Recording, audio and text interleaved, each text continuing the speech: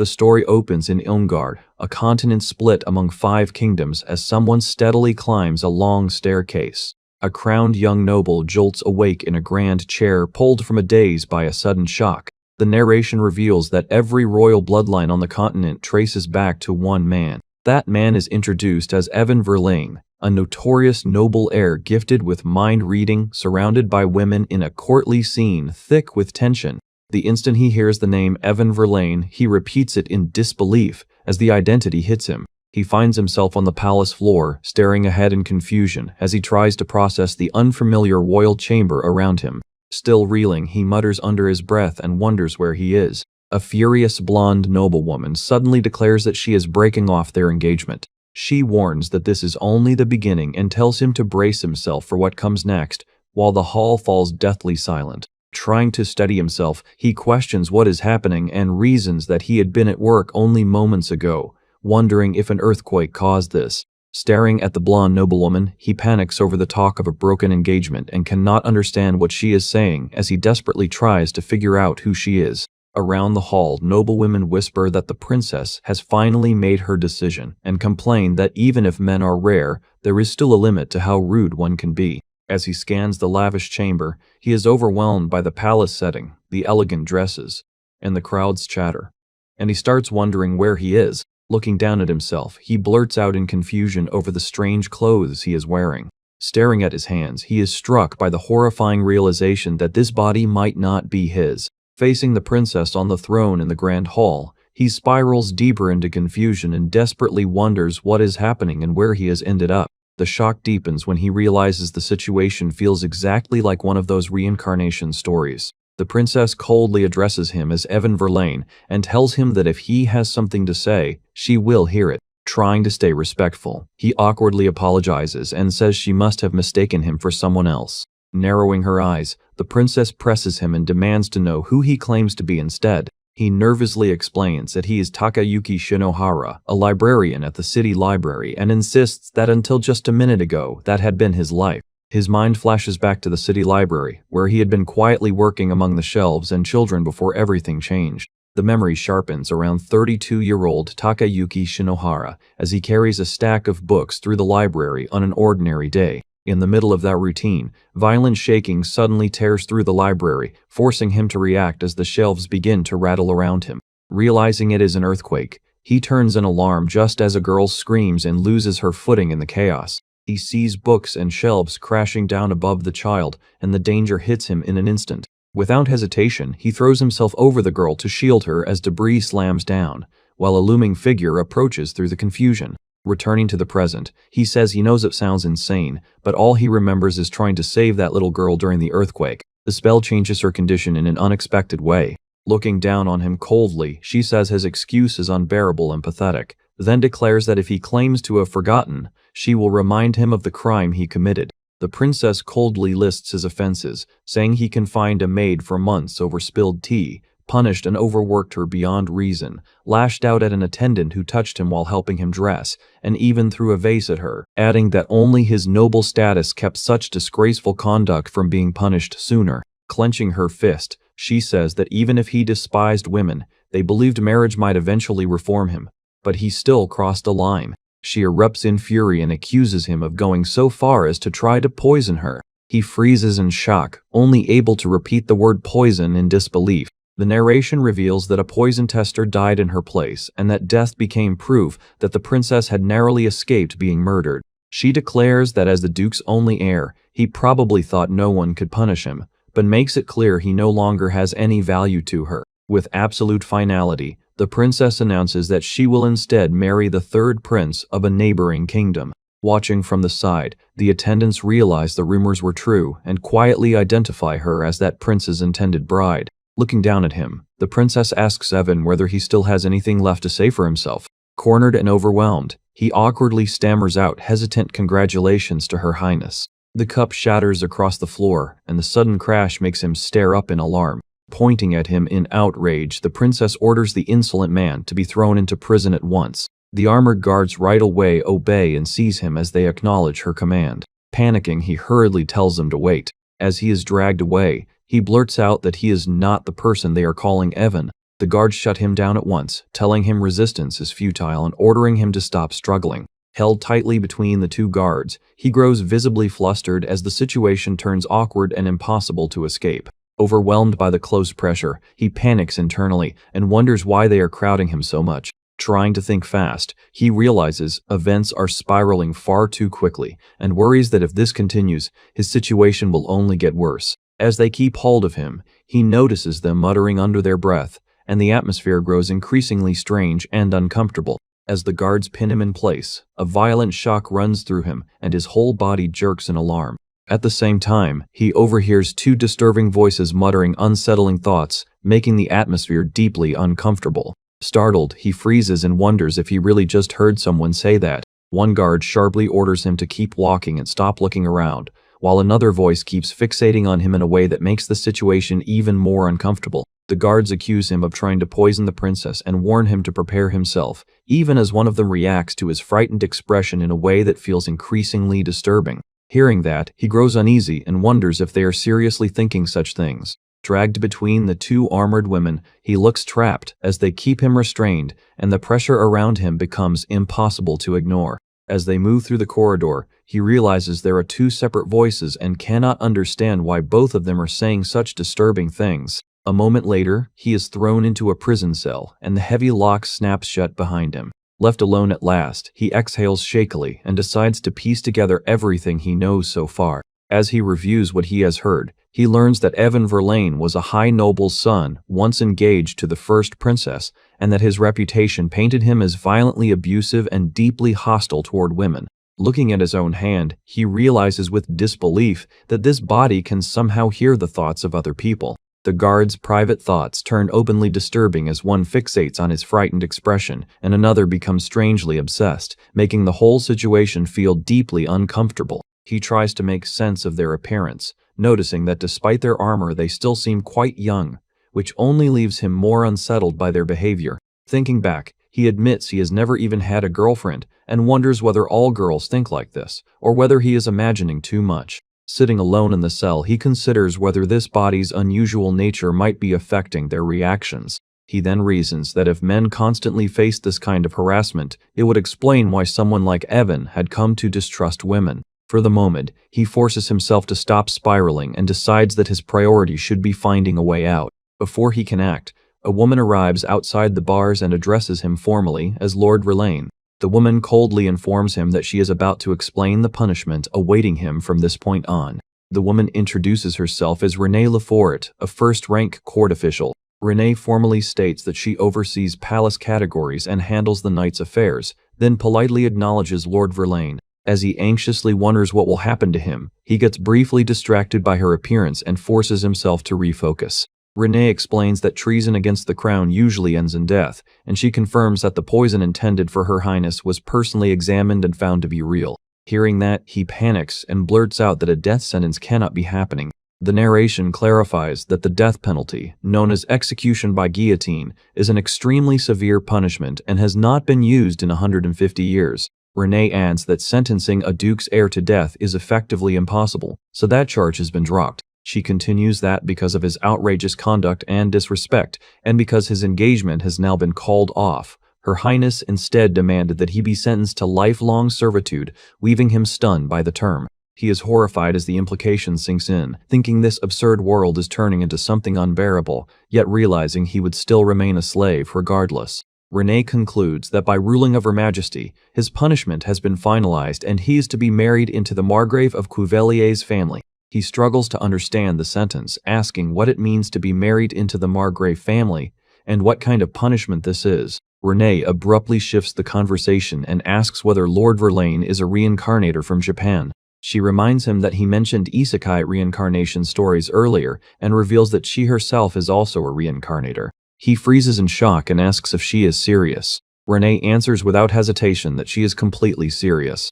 She asks whether Lord Verlaine regained memories of a past life around the time of his condemnation. He says yes, but explains that it was less like recovering memories and more like his soul suddenly took over this body. Renee repeats his wording in surprise, focusing on the idea that his soul took over. Troubled by that answer, she admits that what he described sounds deeply concerning. He says that to him, This world feels like something straight out of an Otome game or a teen novel. Renee explains that she is certain this world is set in the Otome game Hanasaku Otome no Kantata, though more than a century seems to have passed since the original story ended. She adds that even the place names and countries match the game exactly, and some people appear to be descendants of the original characters, leaving him stunned. Renee reveals that because the ratio of men to women is about 1 to 99, society itself has become severely distorted. That claim makes him pause in shock, and he realizes he has not seen a single man anywhere. As he processes this from inside the cell, she dryly remarks that most men would probably be thrilled by the idea and imagine themselves suddenly in high demand. Embarrassed, he awkwardly admits that maybe she has a point. She right away warns him not to expect too much, saying he will only end up disappointed. Renee explains that men are so scarce they are overprotected and raised to become arrogant and selfish, especially among the nobility, where she bluntly says many of them are simply awful. From across the bars, she sums up the world harshly, saying most women desperately want men while most men resent women, and that is simply how society functions. After laying out that grim reality, she falls silent, and he lowers his gaze as the weight of her words finally sinks in. Still overwhelmed, he says he is stunned and has no idea what to do, while Renee coolly notes that for someone showing so little, a fellow reincarnator should look more shaken. Trying to steady himself, he decides the only thing left is to wait and see how this unfolds. Renee formally introduces herself, explaining that she has been assigned to watch over and escort Lord Verlaine, and he awkwardly confirms that he will be under her care. Through the prison bars, they cautiously reach out and exchange a hesitant handshake. The instant their hands meet, a sharp jolt seems to pass between them and the air suddenly grows tense. As she looks him over, Renee thinks that even if the Queen approved sending him into that infamous Margrave territory, he does not seem so terrible, and she quietly resolves to do everything she can to keep him safe. Forcing an uneasy smile, he asks her to take good care of him. As the scene shifts, Renee cannot help wondering what the Margrave is really like. The story cuts to the Margrave lands of Cuvelier. In the new location, a cheerful girl runs ahead, excitedly calling out to her older sister. The two women return and announce themselves, with the cheerful one calling to Marielle and Agnes that they are back.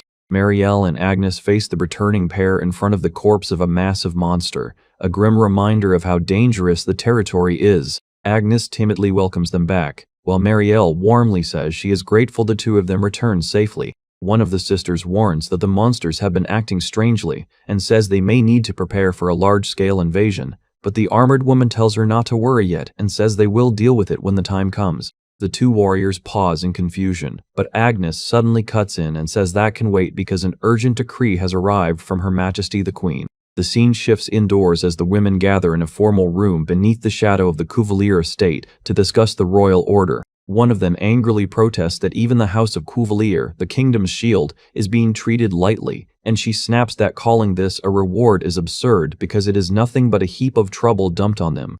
Marielle reflects that while finding a husband is the highest priority for their territory, accepting the notorious Evan as a groom is an entirely different matter. The other woman remarks that the royal court probably sees it as a favor because he is still the son of a high-ranking noble. Marielle flatly points out that he is also, technically, the legitimate heir of a duke's house. Marielle explains that House Cuvelier is, at least in name, a high-ranking noble family, so they can only arrange marriages with duke-level houses or above. She adds that their land is constantly threatened by monsters, and because the territory is so dangerous, every marriage proposal so far has been rejected by the other side. Another woman bluntly says that if Evan resists, they can just force him into obedience and make him do his duty. The cheerful girl right away agrees and says he is not being sent there as punishment anyway, so they might as well treat him like property. Marielle calmly notes that she has heard Evan Verlaine hates women, then proposes banning him from marrying anyone else, keeping him confined, and forcing him to do his duty.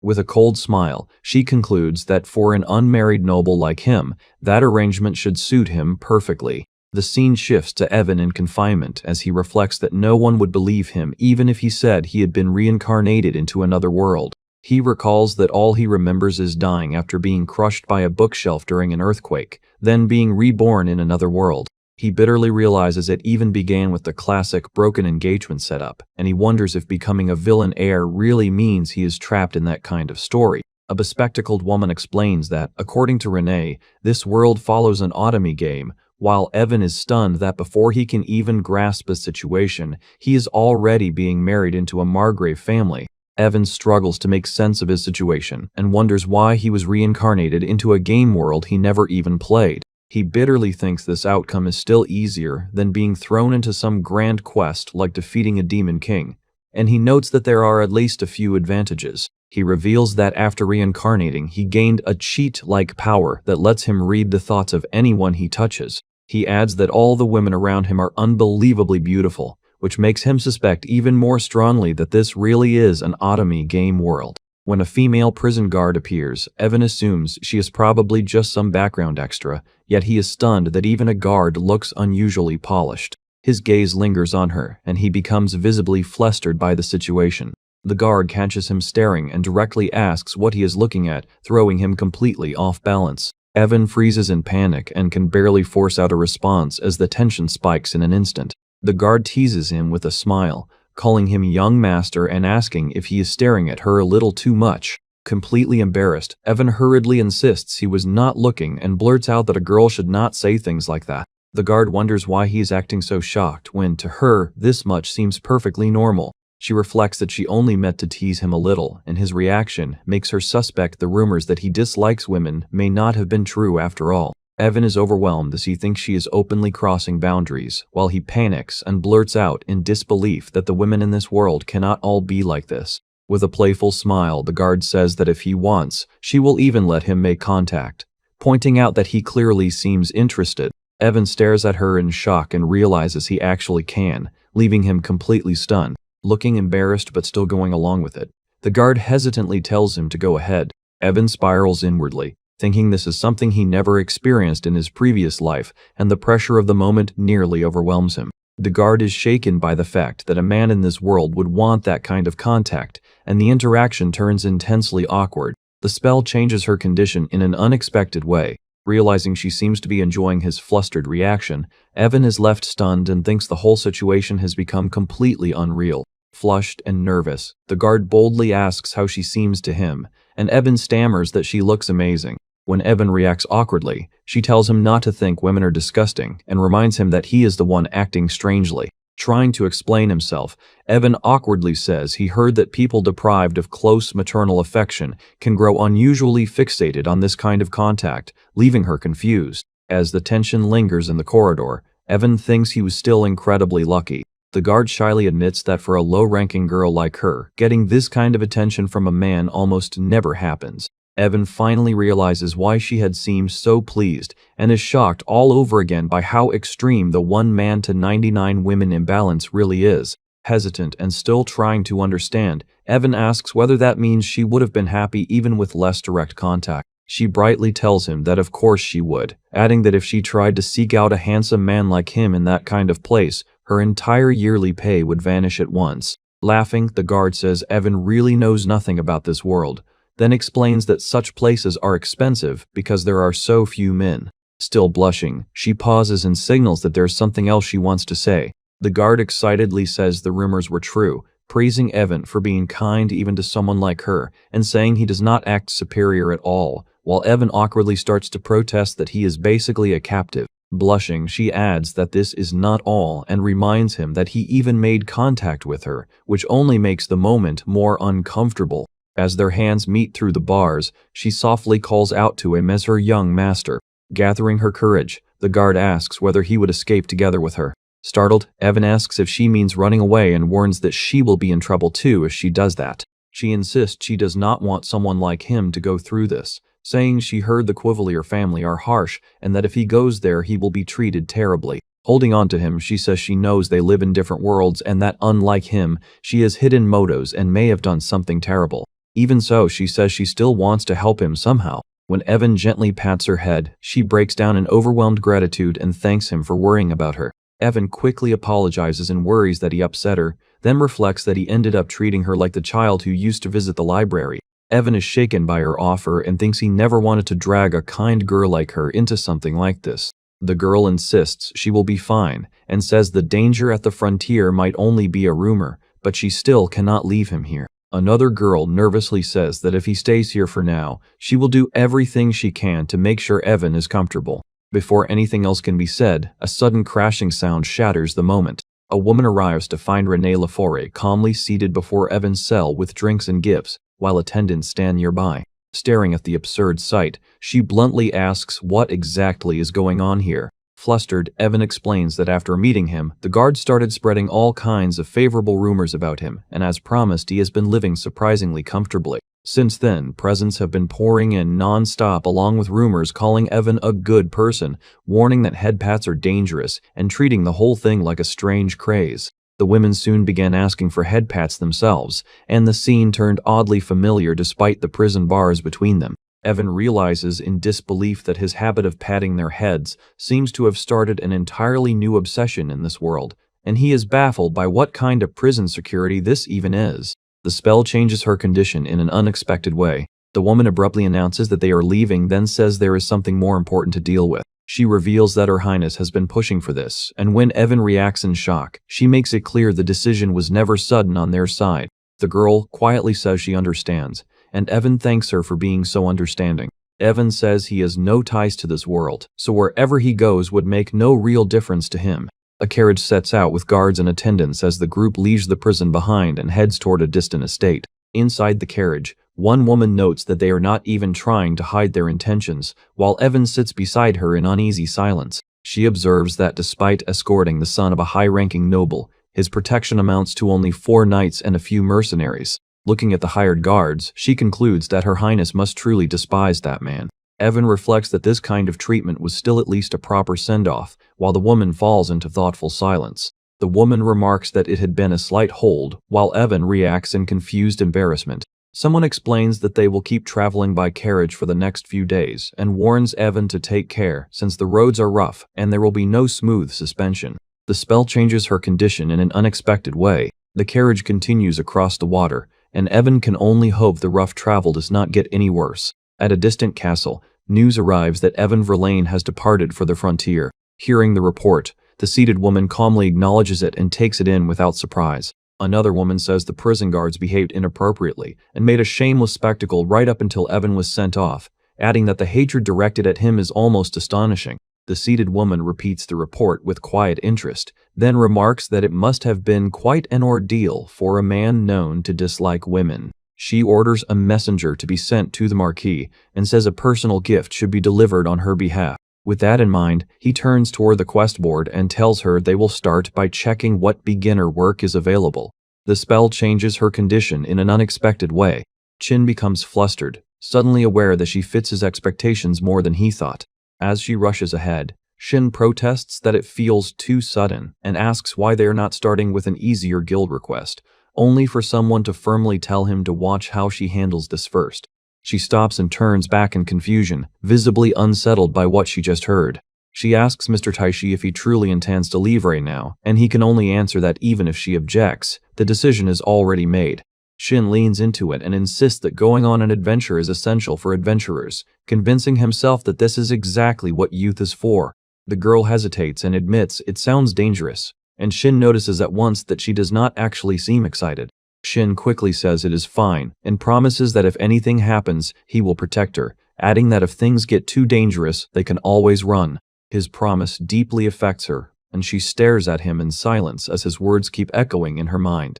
Shin abruptly ruins the moment and insists he only said that because he wants to go on an adventure, swearing that no matter what happens, he will never say anything beyond that.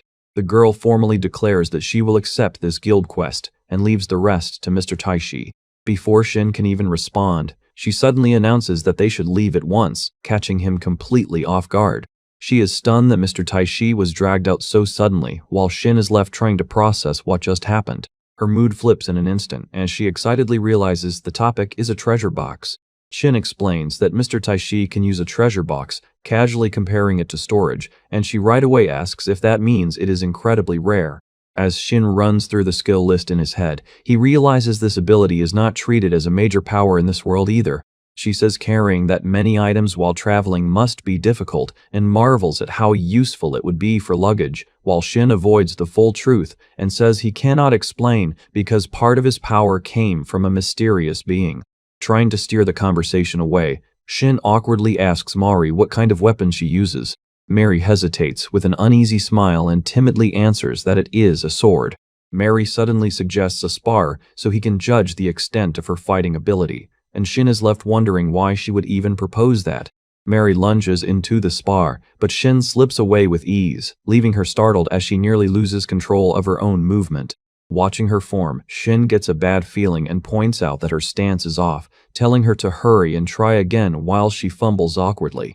Mari charges with a shout, but her swing is wild and unstable, and the exchange collapses instantly. She crashes to the ground in a humiliating heap, and Shin can only stare in silence before dryly acknowledging the result. Shin abruptly says they should forget about forming a guild party, and Mari is left stunned as she desperately tries to stop him.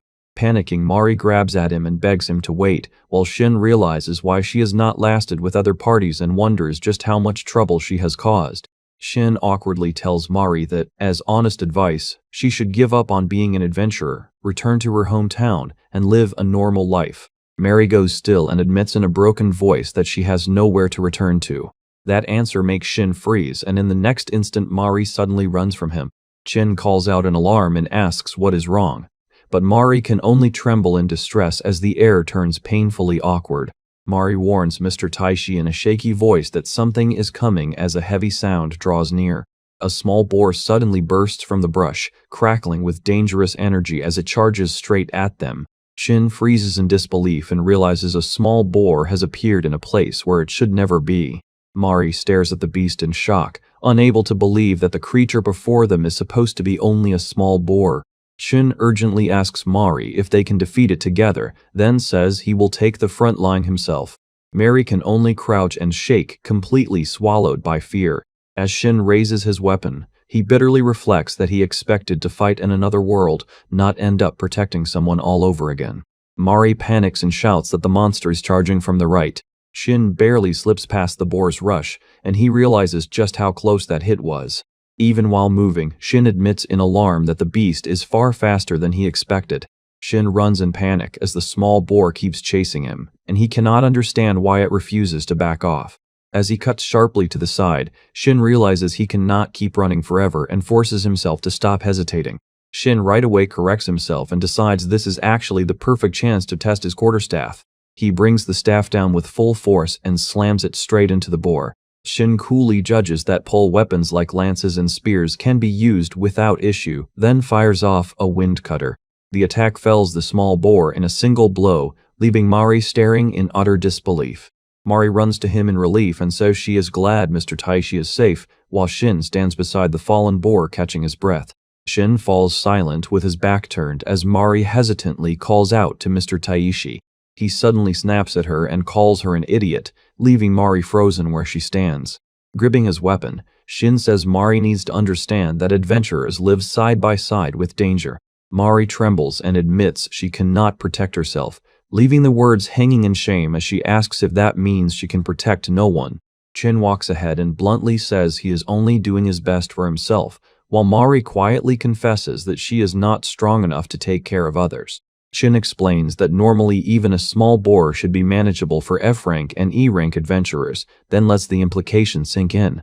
Mari lowers her head and says she already knew that, and still chose to go on an adventure. As Mari calls after him, Shin sharply reminds her that she came only because he said he would protect her.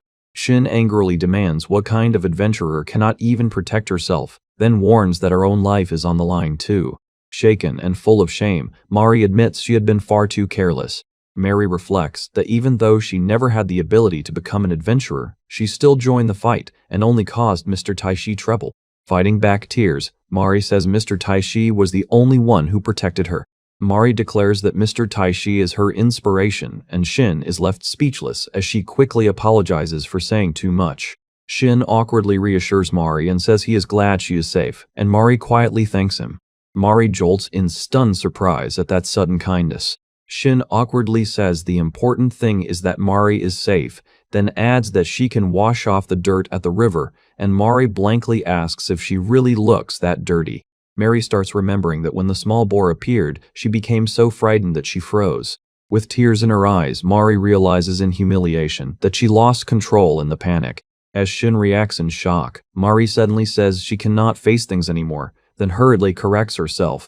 Smiling nervously, Mari suddenly asks Mr. Taishi to take responsibility for what happened, making the moment painfully awkward. Shin blushes and stammers in disbelief, then demands to know what she is even talking about. Trying to explain herself, Mari says that the two of them then went into the forest together. Mary suddenly senses danger and urgently warns Mr. Taishi that two enemies are coming from his right rear, just as the creatures let out a shriek. As the creatures rush in, Mari urgently tells Mr. Taishi to stop and warns him from behind, then cries out another sharp alert as he moves to intercept. Mary quickly reads the battlefield and warns Mr. Taishi that 5 more are coming from his right, and he right away acknowledges her call. She identifies the next threat as a small boar and adds that the one after that will come from the left rear. As Shin cuts the beast down, he is startled that Mari cannot really fight and yet keeps feeding him precise information. He realizes that her warnings are making the battle far easier for him. Shin then remembers that Mari had been the first to notice the presence of the small boar earlier. He recalls the old man's remark and concludes that Mari is probably extremely sensitive to danger. Shin figures Mari may not be completely useless after all, and she quietly seems to reach the same uneasy conclusion. Catching his breath after the clash, Shin mutters in weary frustration. Surrounded by fallen beasts, the two of them pant heavily and confirm they somehow survived the fight. As they head back, he says they need to stay cautious because monsters could still be lurking nearby. Hearing the count of 3 small boars and 29 goblins, he is visibly shaken by the total. The bald man falls silent for a moment, then says he is glad the two of them made it back safely. Mari looks exhausted while Shin awkwardly tries to answer. Mari says the experience was far more terrifying than games or fiction, and when someone reacts in surprise, she quickly pulls back and drops the subject. Mary excitedly praises Mr. Taishi, saying he defeated the monsters one after another and then stored them all in his treasure box before bringing them back. He explains that the tool is also recorded on their adventurer card, so the card can serve that function as well. As coins are set out, he says this is the reward for subjugation and explains that the amount depends on size and condition, with small boars and goblins worth about 5 large copper coins each. The bald man then asks how the two of them intend to divide the reward. Shin hesitates at the question, while the explanation follows that rewards are usually calculated based on how much each member contributed to the subjugation. Mary abruptly protests that she did not contribute anything in combat, while someone calmly tells her that if that is how she sees it, then so be it. The reward money is pushed across the table without the slightest hesitation. The bald man explains that Mari drew the map herself and also noticed the monsters before Shin did and warned him, leaving her startled by the praise. Shin quickly says that amount sounds fair because she guided him in battle on how many enemies were coming and from which direction. Looking at the coins, Shin says that since he handled most of the fighting, he will take 1 share and give Mari the rest. He reflects that the two of them will probably become well known at the guild because of Mari's unusual swordplay, and especially because an adventurer with a treasure box is extremely rare. He then adds that a girl with a strong gift for detecting danger makes the pair stand out even more. The bald man laughs and says the two of them make a powerful combination, adding that such a team would be popular. Both of them turn red and fall silent as the people around them cheer the idea on. Mary nervously calls out to Mr. Taishi as if she still has something important left to say. After leaving the guild, Mari thanks him for the day, and Shin quietly says he feels the same. Mari then hesitantly admits that she was not very helpful, leaving Shin unsettled by her sudden self-doubt. With a bright smile, Mari asks if they can take the guild's requests together again next time. Her words catch Shin off guard, and all he can do is stare back in silence. As he walks away, he reflects that the world somehow looked different after that moment, though he still had not realized something important. He slowly opens his eyes in confusion, wondering why he is in his inn room and when he even fell asleep. A pounding headache crashes over him, and he struggles to piece anything together. Feeling like he is trapped in a brutal hangover, he reaches out weakly and asks for water. He then notices someone beside him, and the air instantly turns painfully tense. Shocked, he jolts upright and reacts like a man who has woken into an entirely different world. As birds flutter outside the inn, Shin is left reeling, realizing the situation is worse than he ever imagined. Mari admits she could not really help that day, but she eagerly asks Shin to take guild requests with her again next time, and he can only give a dazed reply as her words sink in. As Shin walks away in a haze, Mari watches him go while he feels as if the world around him has suddenly shifted. Back at the inn, Mr. Utz opens the door and casually asks if Wissy has already returned, abruptly cutting through the moment. Mary explains that she came over because Mr. Utz told her about the inn, and after hearing that staying here is cheaper than her current place, she cheerfully confirms it while Mr. Utz warns them not to stay out too late. Mary suddenly notices him and blurts out in surprise when she realizes Mr. Taishi is there. Taishi is just as caught off guard by the reunion, while Mari calls it an incredible coincidence and politely asks if she can eat with him, and he agrees at once. As she sits down across from him, Mari happily remarks that being in the same inn as Mr. Taishi makes her very glad. Behind her friendly smile, Mari reveals to herself that this is no coincidence at all, because her only goal is to get closer to Mr. Taishi no matter the cost. While they share a meal, Mari quietly tells herself that her plan to get close to Mr. Taishi has finally begun.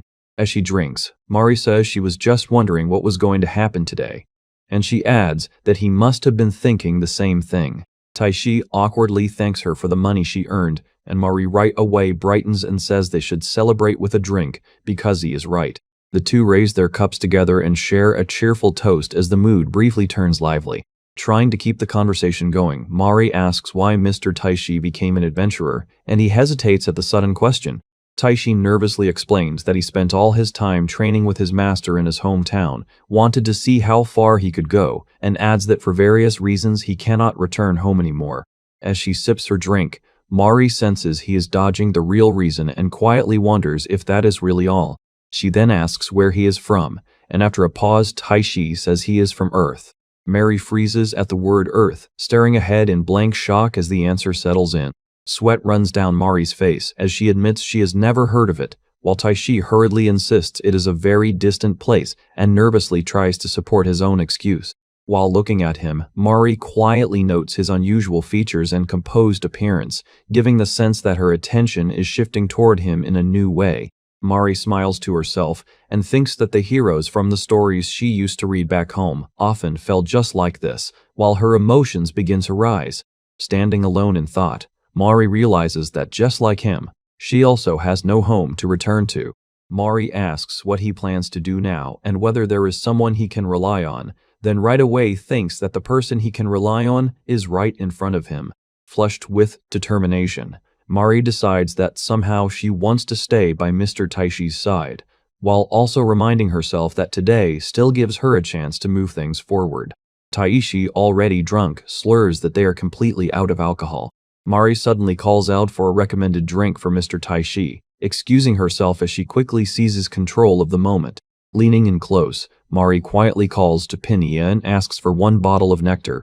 Pinya is left stunned by the request, while Mari smoothly insists that it is only for a moment, and Taishi watches in confusion. Presenting the bottle with a bright smile, Mari says they should enjoy it tonight, admits she truly has nowhere to go back to, and urges Mr. Taishi to try it. As he drinks heavily, Taishi drunkenly protests that if she cannot fight then she should have said so first, then blurts out a worried complaint about her own safety. Mari realizes Taishi is the type who starts lecturing once he is drunk, as he blurts out that it is improper and says he cannot believe a girl her age would stay in the same inn as a man she just met, leaving her startled. Slumped over with a hiccup, Taishi warns that her being so noticeable makes the situation dangerous and says that if this keeps up, something terrible could happen. Mary freezes, then starts wondering if his anger really means he is worried about her. As she looks at him, Mari remembers how he protected her and showed his gentle side, and she thinks he looked genuinely impressive. Mari reflects that every moment since they met in town felt almost guided by fate, as if their encounter had been led by something greater. While staring at him, Mari realizes she had already come to like Mr. Taishi from the very beginning, and she finally asks why he became an adventurer. After a brief hesitation, Mari decides to reveal that she is actually a princess from a certain country. Mari explains that 2 years earlier she had an arranged marriage meeting with a neighboring country's notorious prince, a man infamous for his awful personality. Half drunk, Taishi bluntly guesses she ran away from the castle because she hated that future, and Mari snaps back in shock, demanding how he could know that. Taishi calmly says it sounds like a very common story, and Mari right away protests, begging Mr. Taishi to believe her. Taishi drunkenly reasons that if Mari is really a princess, then ending up alone with her at the inn would put him in a difficult position, and he calls it the kind of situation where an adventurer could be forced into a royal mess. With teary eyes, Mari asks if his reaction means he is disappointed in her. Still flustered, Taishi asks whether Mari has no family to return to, then insists that instead of adventuring, someone in her situation should stay safely in her hometown. Looking shaken and vulnerable, Mari quietly wonders if he thinks poorly of her. Taishi right away panics and tries to correct her, insisting that was not what he meant at all. As Mari shifts closer, Taishi can only stare in stunned confusion while the atmosphere turns tense. In his drunken state, Taishi suddenly collapses forward, throwing the moment into a chaotic and awkward turn. Mari gives a small laugh and says that from her point of view, she is actually far more worried about Mr. Taishi. As she steps around him, Mari reminds Taishi that he himself warned her that someone in her position could invite trouble if left defenseless. With an uneasy smile, Mari tells him not to worry, says he can just stay there, and claims she will handle the rest as the situation grows more uncomfortable. As Taishi starts to protest, Mari cheerfully says she had planned this and gives a playful approval while he recoils in alarm. With a bright smile, Mari tells him to take his time, acting completely at ease as the situation remains awkward. The room is silent as Taishi slowly regains consciousness, still sweating from the chaos of the night before. Taishi wakes with a pounding head, asks for water, and then freezes when he notices someone sleeping beside him. Mari warmly greets him good morning, making the shock of the moment hit even harder. Taishi instantly rejects the situation in total disbelief. Yawning, Mari teases that he is being cruel for shouting after they spent the night in the same room. Panicking, Taishi demands to know why Mari is in his room, and she casually points out that he does not remember what happened after all.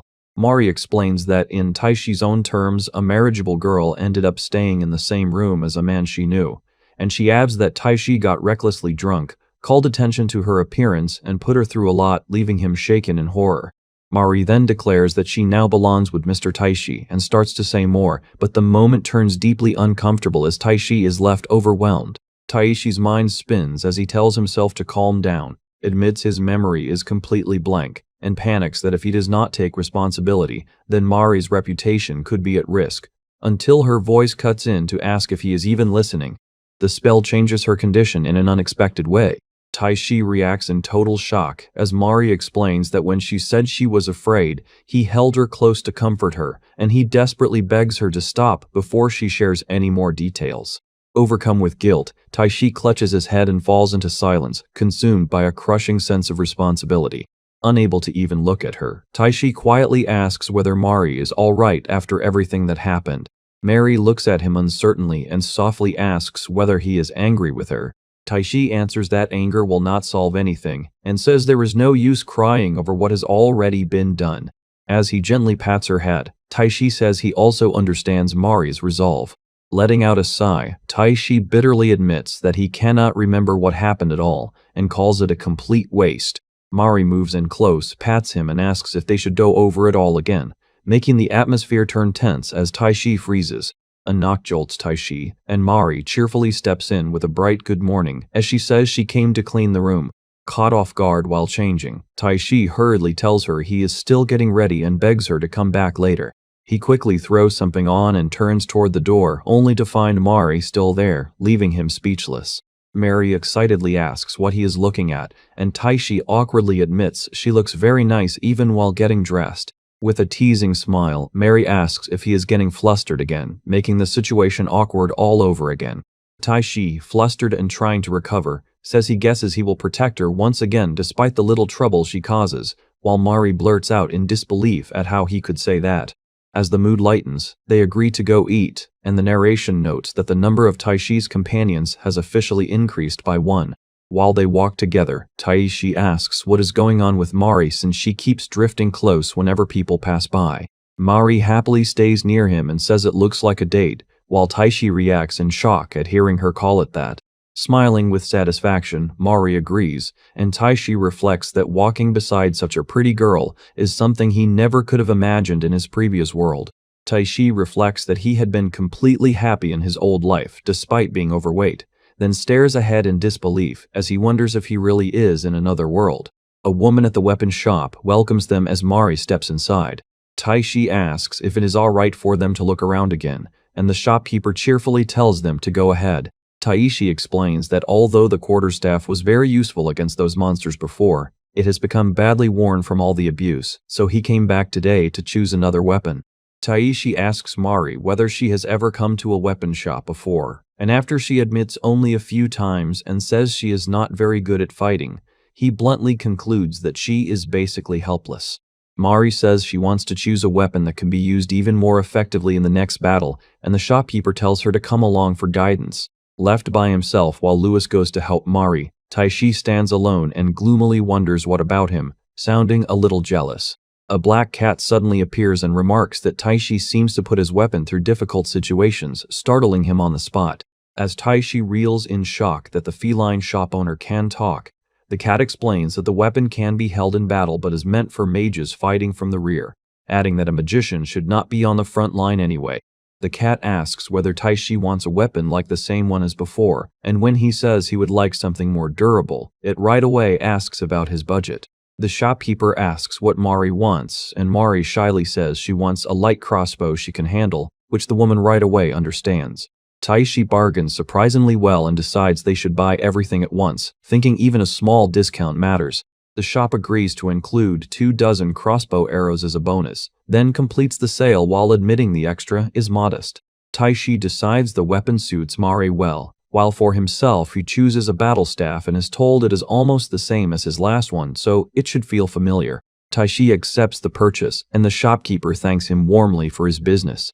Mari calls out to Taishi and urges him to come see what she found. Mari proudly says the weapon makes her feel like the hero of an adventure, while Taishi privately wonders where the sudden confidence came from. Mari adds that as long as she is with Taishi, she is not afraid to go on adventures. Taishi teasingly points out that this was what she really wanted to say, and Mari freezes in embarrassment. Mari blurts out that Taishi somehow saw right through her, then wonders if this is some kind of adventurer's special power, while Taishi can only laugh at her flustered reaction. After that, Taishi spends the next few days training. During practice, Ethan calls for Taishi to come at him, and Taishi right away charges in to meet the challenge. Taishi spars with Ethan as part of his training and manages to keep up with him. He notices that Mari is also being trained properly by other adventurers, who guide her through the basics while one of them admits it looks pretty rough. Even so, the training continues with relentless intensity. The spell changes her condition in an unexpected way. Still, Mari manages to land a hit, and Taishi realizes it would not be wrong to say she is steadily getting stronger. As his own level rises, Taishi also gains skill points, and he decides he wants to strengthen the magic enhancement, recovery, and elemental magic skills he first learned in this world. Thinking that a fantasy world should include magic, Taishi eagerly decides to learn fire, water, and earth magic too. He spends 3 skill points on each, raising fire, water, and earth magic to level 2 alongside wind magic at level 2. Taishi realizes the skill point system lets him branch into a huge range of skill types and levels. He recalls that on his first day in this world, a mysterious voice calling itself Elyard told him all this, which still leaves him with many questions. As he reviews the long list, he notes that there seem to be far more than 100 skills, then notices that unarmed combat, archery, and cooking were already level 1 from the start, while negotiation is level 2. He realizes those starting abilities reflect experience he built up in his previous world. Taishi links negotiation to his background in hospitality and sales, remembers learning Shorinji Kempo and archery when he was young, and awkwardly concludes that cooking probably came from making his own meals. He reasons that level 3 is instructor class, level 4 is top class, the practical cap seems to be level 5, an average person sits around level 1 or 2, and reaching level 5 would make someone exceptional. Even so, he reminds himself this is only the supposed status system and decides not to dwell too much on whether that mysterious voice can truly be trusted. He calls out to Mari and asks if she has a moment, and she turns around to ask what he needs. Taishi tells Mari that he wants to practice magic and asks her to help him, leaving her stunned as she blurts out in disbelief that she would be helping Taishi. A nearby adventurer tells Taishi not to overdo it, and when something suddenly crashes from a stray hit, Taishi stares in alarm as the tension makes it painfully obvious that was an accident. Taishi explains that if he says he gains some magic through skill points, Mari would probably accept it, and he decides this is the moment to test the other types of magic he can use. Mary hesitates nervously, then says that if he is alright with it, she will help him. Taishi takes his position and calmly instructs Mari to fire arrows at him with the crossbow first. Though startled by the request, Mari steadies herself and gets ready to shoot as the onlookers assure her it is fine and urge her to begin. As the bolt flies toward him, Taishi activates Earth Wall and a solid barrier bursts up in front of him.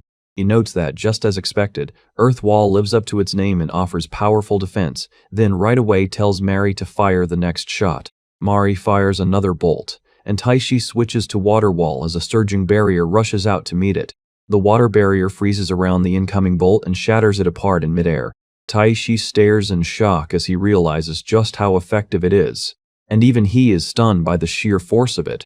He concludes that Water Wall has frightening power, since if it struck an enemy directly, it would pierce them and freeze them internally. The onlookers stare in amazement and murmur that it is incredible, while Taishi stays focused and listens to their shaken voices. Taishi lets out the tension in his shoulders and admits he is relieved that was not the magic that hit him before. With renewed confidence, Taishi says he wants to test fire magic next. Marie goes silent in concern, while the others warn that fire sounds dangerous and worry the guild will be furious if the place goes up in flames. Taishi realizes there is also a level 1 pure magic skill called Magic Arrow that can be used without any elemental attribute. Remembering how he once fired it into the sky from the inn window, Taishi concludes that pure magic can launch attribute-free magic arrows, notes that it is far more useful than he expected, and decides to stop testing there, raise the skill to level 2, and later push the related protection skill to level 3. After that, he decides he should raise recovery magic to level 2 as well. Looking over his abilities, Taishi notes that recovery magic level 1 works as healing, while level 2 acts like detoxification and can even help with alcohol, making him think he may never have to suffer another brutal hangover. He then turns to what he considers the most important skill for himself right now, the appraisal eye. With a tense expression, Taishi decides he has to learn the truth about who Mari really is. Mary notices Taishi's unusually serious face and asks why he looks so tense, but he brushes it off and says it is nothing. Taishi changes the subject and asks Mari why she chose to become an adventurer, and she reacts in surprise because she thought she had already told him before. As Taishi struggles to remember, Mari bluntly reveals that she is the first princess of a country, and says she ran away because she was about to be married off for political reasons to a disgraceful prince in a neighboring nation. Mari angrily insists she does not want to return home for at least 2 years, explaining that after 3 years her younger sister will take her place as that prince's spouse, and Taishi is struck by how harshly she sounds despite her gentle appearance. Taishi freezes as the words first princess sink in, and he begins piecing together Mari's true identity. Taishi activates Appraisal Eye, and the result identifies Mari under an alias while revealing that her real name is Mariel Blanc Miss Cronia, and that she is the runaway daughter and first princess of Miss Cronia, second in line to the throne. The truth slams into Taishi as he realizes she really is Miss Cronia's first princess, and panic rises as he wonders how seriously he is supposed to take this and what he should even do now. Staring at Mari, Taishi is overwhelmed by the absurdity of being nothing more than an adventurer traveling beside a nation's princess. He concludes that Mari has been hiding something enormous from him this entire time. Taishi becomes convinced that Mari must have abandoned her country from a place of privilege, especially considering how many knights and mercenaries are probably searching for her. Mary casually says Taishi will keep getting stronger as an adventurer, become a feudal lord, and even build a large household, leaving him stunned by how suddenly she says it. Taishi awkwardly admits he is not against the idea, but he cannot believe a girl like Mari can talk about that so casually. Mary asks whether the idea would really be unacceptable from her point of view, and Taishi is left reeling over what exactly she means. Mari explains that in this world it is not unusual for a male adventurer to have multiple spouses, adding that strong adventurers often pass their talents onto their children because excellent traits tend to be inherited. Taishi can only mutter in surprise, then admits he still does not understand this world's common sense at all. Mari bluntly says adventurers often face death, so this kind of arrangement is easy to accept, since the pressure of that life is too much for one person to carry, and Taishi feels she is being far too direct. After hearing him call it complicated, Mary says one possible answer is for him to show his resolve, though she awkwardly admits she might also be a little jealous. Growing flustered, Mari says that if Taishi had not been with her, her situation might have turned out very differently, and the moment suddenly becomes emotionally tense. Embarrassed, Mari insists she would never say something like that to anyone except Taishi. Taishi stares at her reddened face in shock, overwhelmed by how unexpectedly sincere she seems. Taishi suddenly pulls Mari close and blurts out that what she said is completely unfair, leaving her wide-eyed and flustered. In the tense, awkward closeness, Mari shyly remarks that Taishi probably will not let her rest tonight, and the atmosphere turns uneasy. Taishi answers that what happens next depends on her. As they stay together in silence, Taishi thinks that if Mari is ever hunted by her country, he will take her hand and run away with her. Looking at Mari's sleeping face, Taishi vows that he will make her happy no matter what. A sudden system notification cuts through the mood, and Taishi notices at once that something has changed. He realizes he has gained the shooting skill after borrowing Mari's light crossbow just to clear his head, and he notes that constant training can develop a skill even without spending skill points. Mari runs over calling for Taishi while he concludes it may be better to learn from the basics through practice and save his points. The scene shifts as news arrives that a goblin subjugation request has come in, just as Utsan reported. At the guild counter, adventurers gather around the new request while the room tightens with anticipation. As Taishi arrives with Mari, someone notices that the magician has come, and the crowd right away sees him as a better chance of surviving. Taishi stiffens in embarrassment as the mood around him turns strangely welcoming, while Mari points out that he is like a celebrity and that people are specifically calling him a magician. Taishi reflects that he has spent the past few days training magic, and that may have made him stand out. Looking around the guild's training grounds, Taishi realizes he had not seen any magicians there before. Ethan calls out to Taishi and asks whether he wants to join the operation. Ethan explains that they are about to wipe out goblins in cooperation with other parties and a knightly order, then confidently adds that it should be easy. Taishi notices a female magician named Lynette from the Glendale Kingdom Army's Magician Corps, confirming that the knightly side has brought its own magical support. The request is formally announced as a goblin sweeping operation. A bald adventurer declares that they will attack a goblin village in the forest about half a day's walk from the city, with a subjugation reward of 5 large copper coins per goblin. The crowd erupts in excitement when they hear that, on top of that, each participant will receive 2 silver coins just for joining the operation. The organizer warns the crowd not to expect payment for anyone who does not pull their weight, and the listeners tense at the strict condition. He adds that departure will be when the night bell rings, and the operation may force them to spend 1 or even 2 nights in the forest. He loudly reminds everyone that each person must prepare their own food before leaving. As the room stirs, the bald man signals that he still has one more thing to add. He quickly mentions that preserved food is also being sold cheaply at the guild counter, and the announcement instantly sounds suspiciously convenient. The crowd reacts at once, calling him a cheapskate and mocking the bald man, while Marl also voices his disbelief. Unfazed, the bald adventurer calmly reveals that Ut suggested the idea as a joke. Nearby, one adventurer agrees that being well prepared is better, while a cheerful woman says she will also make sure to prepare properly for the quest. At the counter, someone decides to buy 3 days' worth of preserved food just to be safe, enough for both of them. They add that they should also bring some spare blankets along with the supplies. Marl asks Taishi if they should bring a lantern too, then decides they had better take it just in case. Taishi asks for 3 water skins, saying 1 large bag can work as a water container too, and the bald clerk agrees at once. While checking the written details, Mar worries they will be traveling on foot instead of by carriage, and asks if Taishi can really carry that much, then quietly wonders if it is too much. As the payment goes through, someone wonders just how many things could even fit inside Taishi's treasure box. Taishi calmly admits he does not really know, but says he has never put enough into it to find the limit. Later, wrapped in cloaks beneath the night sky, Marl tells Taishi that it is almost time to go. A small group of adventurers gathers in the street, and at the rear, members of the knightly order come into view.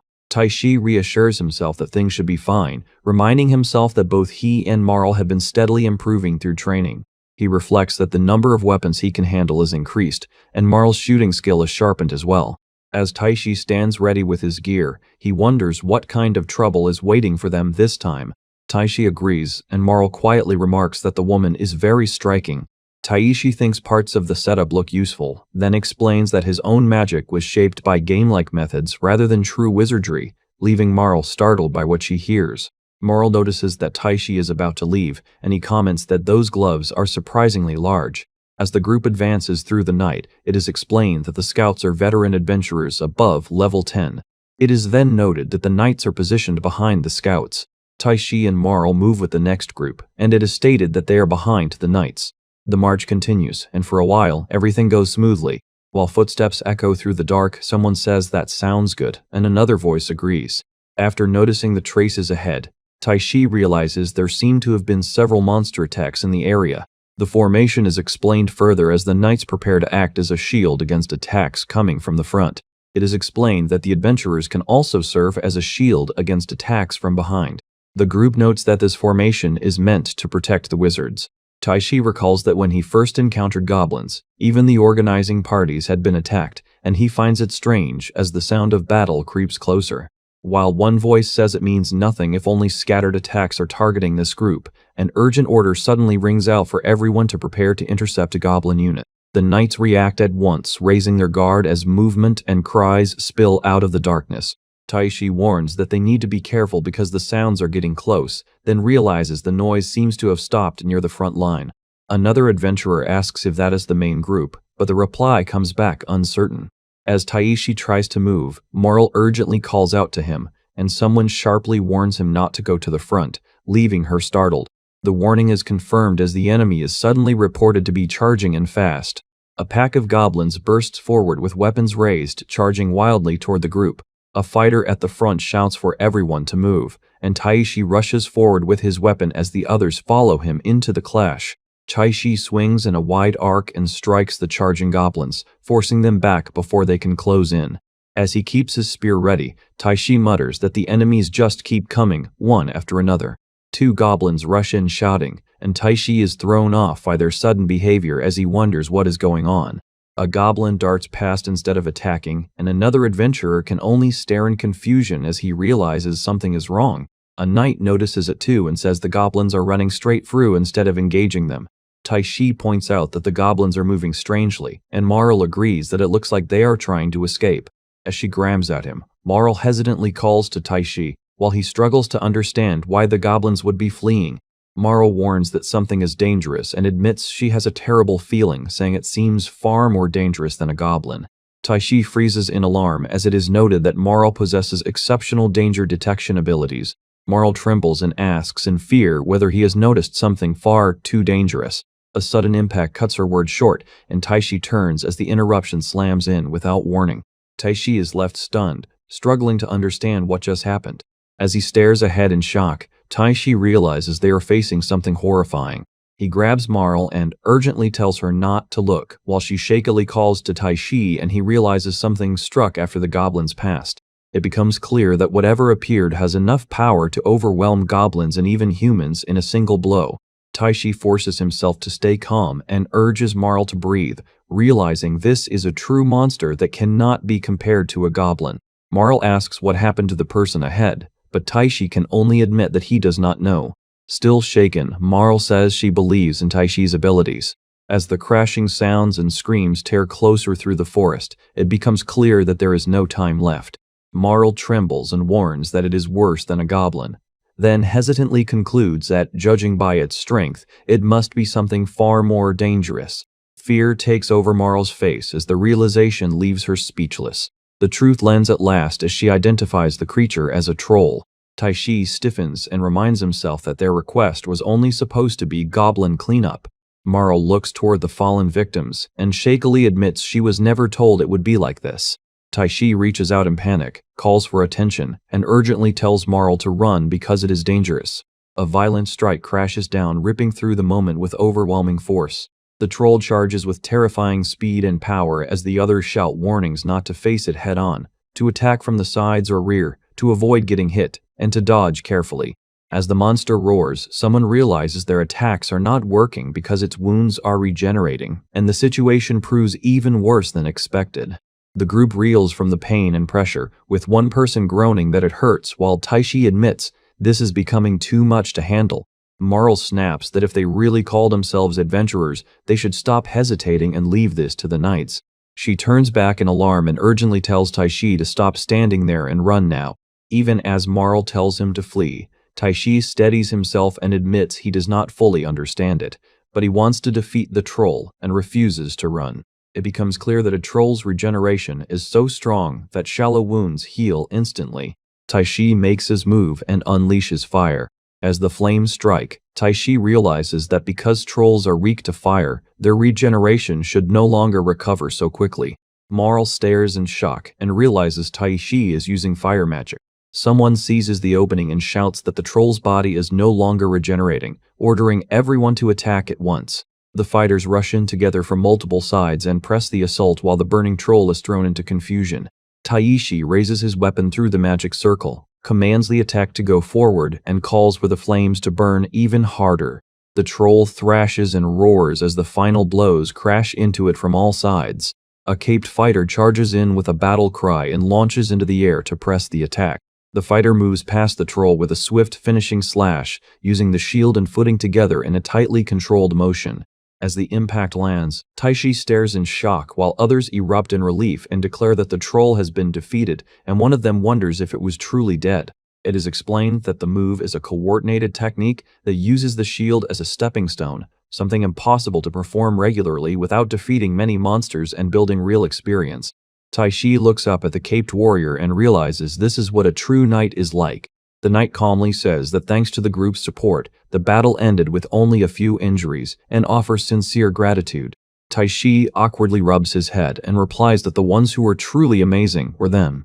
As the two figures walk away into the darkened field, Taishi watches in stunned silence, still trying to process what he has just witnessed.